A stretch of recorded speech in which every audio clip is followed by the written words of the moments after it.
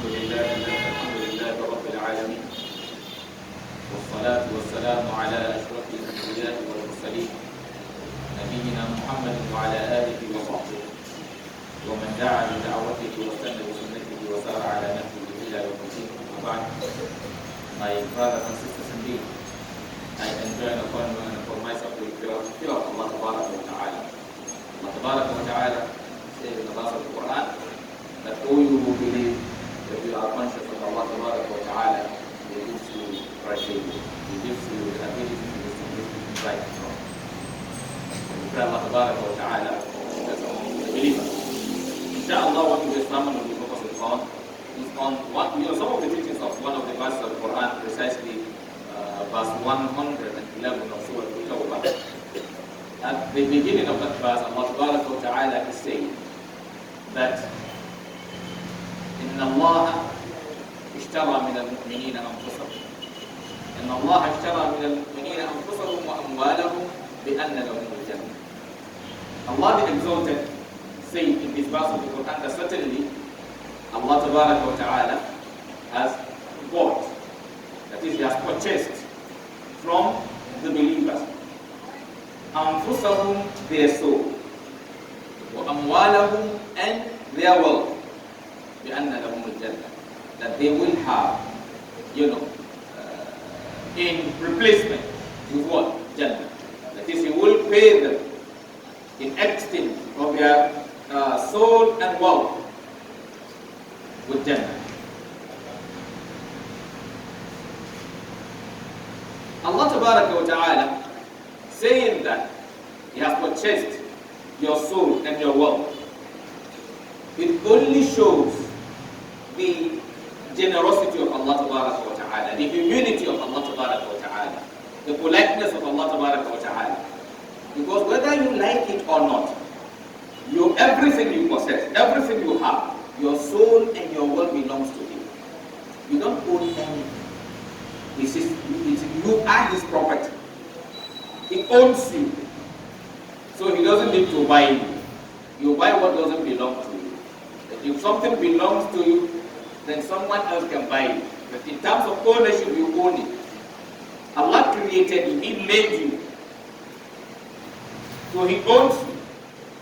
But here, out of humility, out of generosity, out of mercy, instead of Him commanding you with things you will do to help you, in order to encourage you, He is commanding you with things, and He is telling you that He is what? Buying your soul and your wealth, because He is going to give you guidelines as to how to live your life, as to how to spend your wealth.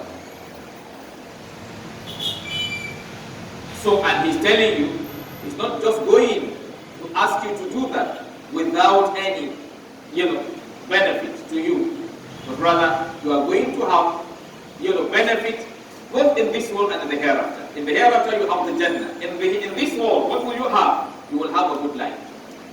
So He's only commanding you with things that you will do to have a good life. If He bought your life, He bought your soul. He doesn't need your life, He doesn't need your soul. Your presence or your absence have nothing to do with His own status. That is, your presence and your absence have nothing to do. It has nothing to add, it has nothing to reduce from His own status. Because before you come into existence, before anybody imagines even you, He is Allah. After your existence, He is still what? Allah. And the day you will die, He is still what? Allah. So He hasn't changed. He is not changing because of your presence or your absence. Unlike other people, or unlike we the creatures, the presence and absence of others have impact in you. It affects you. It changes you. It either elevates or reduces you. Maybe you can be in an office as the chairman. Maybe they can come suddenly one day and they will say they created what? Co-chairman. So the presence of the other person reduces your what? your power. Or if they remove the co-chairman and you have only chairman, it what adds to your power. So in the mosque, you call someone imam. Those behind the person, they are ma'mum. It is those following the imam. So the imam can end up becoming a ma'mum, and the ma'mum can end up becoming an imam. Anything can happen. So that means your existence adds something or reduces something from the imam status. So if the imam is on the front and his ablution spoils, he will go up. Maybe one of the ma'mum automatically becomes what? Imam. So he's elevated from the follower to what? To the leader. So maybe by the time the imam finishes his ablution, what happens? He will follow the imam, the new imam. So that time he becomes what? A follower. And the person who went forward, when he went out, becomes what? The imam. So other people around you also determine or have impact in your life. Unlike Allah, He doesn't need us. So in essence, He buying your soul, buying your wealth, is not because He needed your soul or needed your wealth, but rather He's only going to tell you, allow me to dictate to you how to live your life, how to run your life. That's it. And what is the benefit to him or to you? It has no benefit to him. To him, Allah Ta'ala, your compliance or lack of compliance doesn't benefit him and doesn't reduce him. So what is the benefit of the compliance? If you comply, you will have a good life in this world. If you refuse to comply, you will keep shouting and keep cursing your leaders, and your leaders will keep cursing you. That's what you will get from that. That is when people refuse to obey Allah. People will do things that Allah doesn't want. And what Allah doesn't want are things that harm you, not things that harm Him. What He wants are things that benefit you, not things that benefit Him. So it's about you, not about Him. The laws are meant for your own comfort, not for His own comfort. That's why in a verse of the Quran, Allah the Exalted is telling us that man amila salihan, whoever lives what? So whoever does righteous deeds, that is whoever sold himself, his soul, his will to Allah, and utilizes his life and his soul in the way that is desirable to Allah, that is righteous deed, that is righteousness. If you do that, what will be the consequence? What will be the recompense? What will be the benefit? We are going to make him live a good life. Where? In this life, in this world. And we shall reward them in the hereafter with something better than what they did.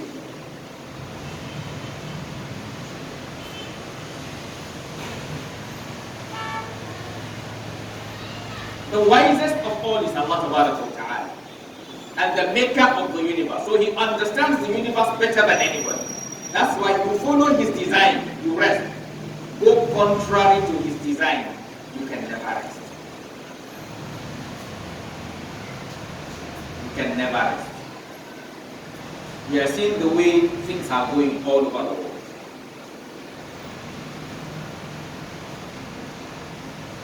And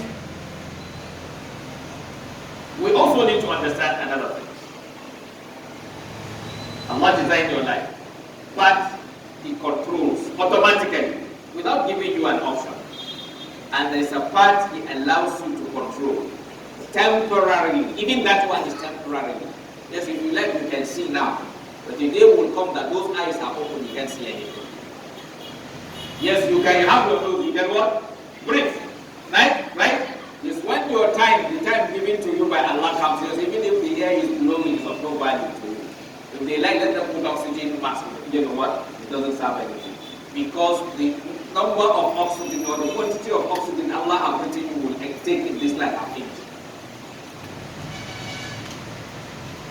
Oh yes, you can stand, you can talk. Let time come, you can talk. People decide what to do with your body. And sometimes without even dying completely, you lose control of something. There's some people are partially paralyzed. They can't walk. People push them. Because time Allah have decided that what have decided that from this moment he cannot walk by himself. So that time, walking is not part of what you have power anymore. Because the person who gave you the power decided to what? To seize it. So that time he decided to take control of your what? Your legs. He took control. So you don't control it. He is controlling. Yes, now he allows you to control. So out of his mercy, he is telling you, I'm going to give you guidelines as to how you use your legs, how you use your hands, that you will have a good life and those around you will have a good life. When you refuse to comply, you will suffer yourself and you will what? Suffer others. And that's what we are seeing today. It's easy. We will all say we sold our souls to Allah. But ask yourself, if you want to really know whether your soul is owned by Allah or you sold it, ask yourself, how do you live your life? And when I say your life, the mistake some of us are making is this. When we talk about Islam, when we talk about Quran, we think it's something connected to the mosque alone. It's a big mistake. I have saved it time without number. Wallahi, what will put someone else in Jannah is the way he ran his politics, the way he conducted his politics. Some politicians will enter Jannah because some imams enter. Some businessmen in the market will enter Jannah before some imams enter. And some imams will enter before some politicians enter, before some businessmen enter.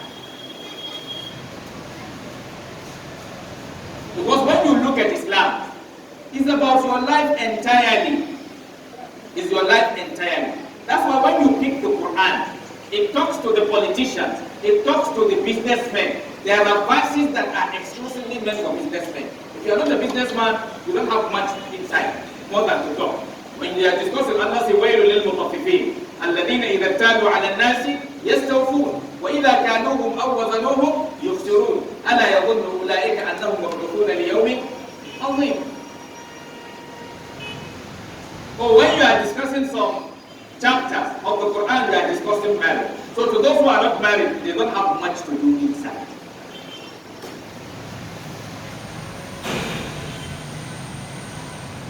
But when you are discussing some issues in the Quran, it has to do with those who have children. So you don't have a child, so you don't have much insight. But when you are discussing some issues, it's about health. So the health area which doesn't concern you may not have much to do inside. So everybody has his own role. Everybody has his own share of the Quran. That's why Allah says, nothing is left untouched in the Quran. The moment you say Salamu Alaikum and move out of this mosque, when you hit the road, there are injunctions guiding you about the road. It's not about the mosque. Like the hadith, in which the Messenger of Allah said, Imatatul Adha ala Tariq Ish Sadaqah. He said, removing something injurious to the people. From where? From the road. So when you hit the road, then remember those guidelines, remember those teachings. When you remove it, it will take you to where? It will take you to Jannah. A lady gave water to a dog. Not that she observed Nafila. She gave water to what? A dog. And she was what? Giving Jannah. Somebody, tied a cat. And the person was giving what? Help. So not that the person did not observe Salah. The person suffered an animal.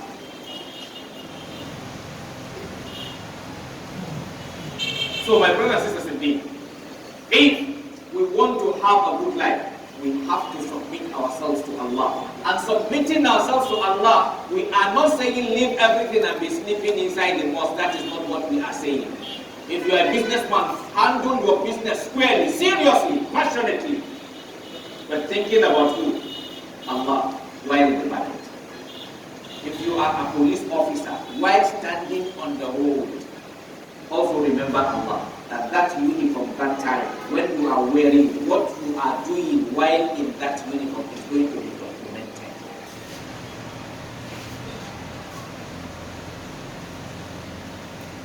Or maybe as a husband or as a wife.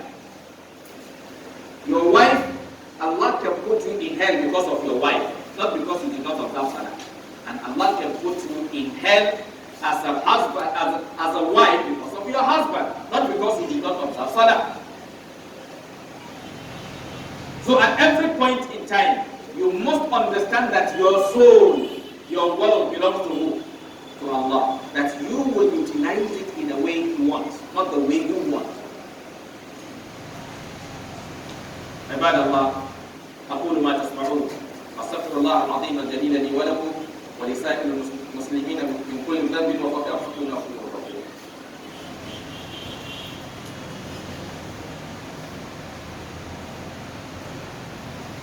الحمد لله رب العالمين والصلاة والسلام على رسول الله وعلى آله وصحبه ومن والاه أما بعد عباد الله أوصيكم نفسي بتقوى الله عز وجل وقصص الدين. Like I do say to us, Islam is a well-organized deen. It's a deen that guides you regarding how you live your life in this world, and then you will have a better life in the hereafter. And we need to change our thinking regarding Islam. Thinking that is something that has to do with mosque alone, but when you leave the mosque, then you can do whatever you like. Every second of your life, watch what you do. Because if you refuse to do that, a day will come. You fall within these people that Allah Ta'ala is telling us right from now. What did He say that day? What will be their comment? Allah Ta'ala told us on the day of that, on the day of judgment. Those people, they will come, their book of record will be given to them. They will, after going through, then they will say, "Man, they have a kitab." What kind of book is this? It's surprising to them. La yughadiru saghiratan. It never neglects anything, no matter how minute, no matter how small, wala kabiratan, no matter how big it is, illa ahsaha. Except it what? Take note of it. You know, it documents. That is just document. It is not easy to be righteous. You know, they say it is easier said than what? Done. It's easy for us to say we are believers. It's easy for us to say we are Ahlul Sunnah. Yes, it's easy. But the fact is this: whether you say you are a Muslim, whether you say you are Ahlul Sunnah, we need to check our lives. Mostly, our mouth talks more than what? Our action. Most of us who say we are believers, practically, we are more inclined towards disbelief than belief. But most of us who say we are Ahlul Sunnah, we are more inclined to not following the Sunnah than what? Following the Sunnah. And that's what put us in this state we are in today.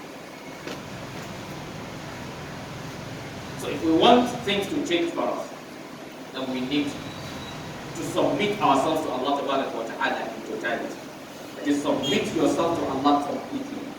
Don't collect that is, you want to collect His own money. That is, you want to collect what He is paying. You want Jannah. Yes, you want to collect the Jannah for your soul and your wealth, and you still want to control your wealth and your soul. It is injustice. You can give your money to someone to buy his car, and he collects your money, and he will tell you, "Okay, leave the car in my house. When you want to come out, come and pick the car and go. When you are done, return it." Does it look like buying?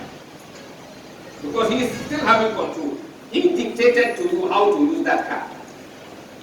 You bought it. He should just give you the car and you go. It is your own business to do whatever you want with your car. Whether you want to use it or you want to dash it. You may be buying it, you may not want to tell him what you want to do with it. You want to dash somebody. Now you say, use it, return it. Or this is the time you can collect it.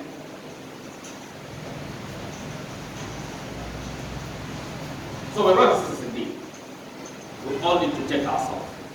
Like I said, every second of your life, don't think it belongs to anybody. If you are a believer, you already know that every second of your life belongs to Allah Ta'ala. So when you are inside the market, remember you are in custody of soul belonging to Allah, that you cannot use it except the way He wants. Your wealth belongs to Allah, that you cannot spend it the way you want. You will spend it the way He wants.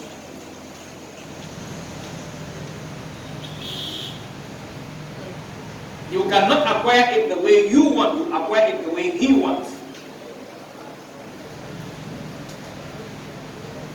You live with your wife, you live with your children, you live with your neighbors. Like I do say to us, wallahi, even non-Muslims, if you are living with a Christian, if you behave badly towards that Christian, be careful. That can land you in hell. It's not my statement. The Messenger sallallahu alayhi wasallam said to us in a hadith that du'a'ul mazlum, the prayer of the oppressed, he said what? Mustajab, that prayer is granted. Then enough for you not to take things for granted. What did he say? He said, وَلَوْ كَانَ كَافِرًا. He said the prayer of the oppressed is granted even if that person is what? Is a non-Muslim. So even how you live with non-Muslims, don't think it's just your life. Yes, it's your life. You oppress them, you maltreat them, or you talk to them indecently, then you must understand that yes, everything you do to them, Allah is documenting. That's what makes your life as a Muslim different from other people's life. Because you are someone that at every point in time, you never forget your Maker. You never forget your Creator. You never forget Allah Ta'ala, even in the toilet. But today we are suffering because we forget it. We forgot Allah. He said to us clearly in the Quran. Some of our situation, Allah has given us the answer. The only thing is that we are deceiving ourselves. We don't want to accept it. Don't abuse your leaders. Don't abuse anybody. All of us are responsible for our state. Allah said, "Nasullah of answer." It's a simple answer. He said they forgot Allah. And what happened? He made them forget themselves. He said, you forgot Him. And what did He say? He made you forget yourself. What does that mean? That is, He made you not to think of how to do things that will benefit you. Because He has already told you how to live your life, how to do things that will benefit you. And you refuse to comply. So, like I do say to us, to some of us, the kind of life we are in doesn't disturb us. It is the kind of life we are living that is disturbing us. I want us to differentiate two things. I'm not disturbed by the state of the country, but I'm disturbed by the state of the people. Because the people make the country. So it is the state of the people that determines how the country will be. So don't disturb yourself about what you don't have control. You don't have control over the state of the country. You have control over the state of the people. That is, as a Muslim, you don't have control over the state of Islam. You have control over the state of the Muslims. You can change the Muslims, but you cannot change Islam. You don't have power to change Islam. Allah says, so you don't have power to change Islam, but you have power to change the people who believe in Islam.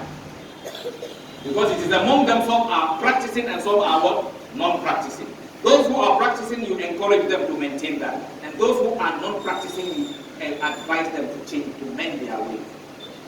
You can't change the state of Nigeria as a land because it will continue to look like the way the people living inside want it to be.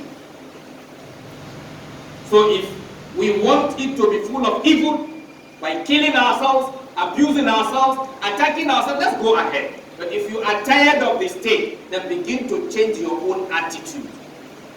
Because it is the consequence of our attitude that we are now seeing today. Some may say, okay, maybe, but when they gathered us, when they put us together, they did not consult us. Shall we? Disagreed. But we must also understand, a child can have a father he doesn't want. But if he has problem, it's not because of the father, it's because of himself. Abu Lahab have children. So those children were not consulted by the parents or by Allah to pick them for them as parents. So there are things you don't have power over. Yes, you make yourself in Nigeria. That is not your problem. It's something you don't have power. They born you inside. Maybe like me and you were born. We were not consulted. So what do? We can still enjoy our life by what? Living a decent life. Whether you like the name, you don't like the name, that's not your problem. You check your own life. That is what you can alter. You need to focus more on your sphere, like I do say, your sphere of influence. Not everything. You can't solve everything, but there are things you can manage, there are things you can solve. May Allah Tabaraka wa Ta'ala guide us all. So if we want to change the state of our country, most especially we as Muslims, we need to begin to behave as Muslims. First, begin to behave as a Muslim. And behaving as a Muslim will make you to protect every soul. Every soul, even animals. You will never hurt animals, because you will remember that a day is coming that Allah will ask you about even an ant that passed through your area. Whether you kill that ant deliberately or you kill the ant mistakenly, is that ant harming you? Let's assume you throw an ant somewhere. It doesn't harm you. You are not using them, so why kill it? It's just like maybe somebody, you just see a dog outside and then you carry stone and start stoning the dog. What did the dog do to you? Nothing. And as you stone it, what will you benefit? Nothing. That is what? Wickedness. And Allah will document it for you. One gave the dog water. The way the other one gave water to that dog, Allah gave that person paradise. That dog you stone will likely lead you to way to hell. So some things we play with them. A Muslim is sensitive to every situation. Anywhere he comes, he is different, because he is somebody, apart from his own worldly knowledge, he also marries his actions with Allah's guidance. That's what makes him different. He is someone physically and spiritually guided. But today we are only materially guided, and now we are killing ourselves. Even the fight about the country, everybody is only fighting to loot. Nobody is fighting to make things better. The fight is for looting, not for service. If it is for service, the fight won't be much. Because if it is for service, when you get there, that will not make you any lecture. If there is not taking it, they will make you poor. ربنا آتنا في الدنيا حسنة وفي الآخرة حسنة وقنا عذاب النار. اللهم لا تدع في مقامنا هذا ذنبا إلا غفرته ولا عملا إلا فرجته ولا دوا إلا نصرته ولا دينا إلا قضيته ولا عصيما إلا يسرته ولا عدوا إلا قتلته ولا مبتلا إلا عافيته ولا ميتا إلا رحمته ولا حاجة من حوائج الدنيا والآخرة هي لك رضا ولنا فيها صلاح إلا أنتنا على قضائها وصدرها برحمة الراحمين. اللهم أصلح أمتنا وولاة أمورنا. اللهم أصلح أئمتنا وولاة أمورنا. اللهم أصلح أئمتنا وولاة أمورنا واجعلهم في من خافك واتقاك يا رب العالمين. اللهم اغفر لنا ذنوبنا وإسرافنا في أمرنا وثبت أقدامنا وانصرنا على القوم الكافرين. اللهم يسر لنا أمورنا واستر عوراتنا وآمن روعاتنا وقدر الصالحين. عباد الله، إن الله يأمر بالعدل والإحسان وإيتاء ذي القربى وينهى عن الفحشاء والمنكر يعظكم لعلكم تذكرون. اذكروا الله العظيم الجليل يذكركم واشكروه على آلائه ونعمه. ولذكر الله أكبر والله يعلم ما تفعلون.